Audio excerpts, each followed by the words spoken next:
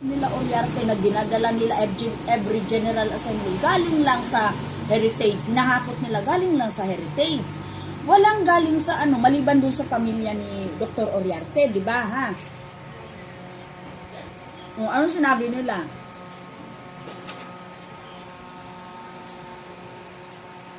Oh. Oo. BOR, board resolution lang. Oh.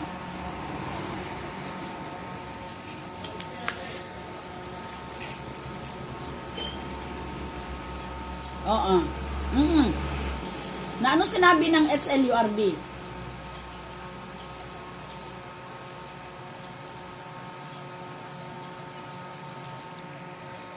Oo, wala sa ano, hindi sakop. Inadapt lang kasi sila.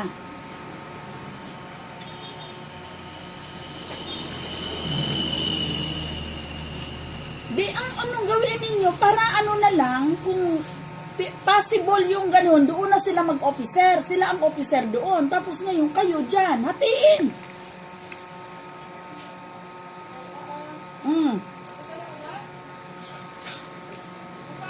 Oo.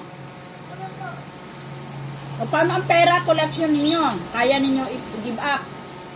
Oh, good. Ganun nga, ganun.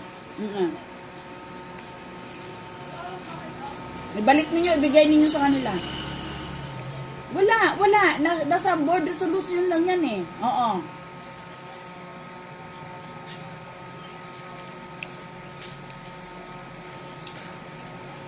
Ganito at sila gawaan ninyo ngayon. Paggawa mo sa secretary ninyo, yung parang memo, tapos ang na i-dissolve ninyo ang adoption ninyo sa Heritage Villas. Pero kailangan merong sign ng mga members na tawag ito, phase 1, phase 2, and phase 3. Ganun yung gawin ninyo para maging legit.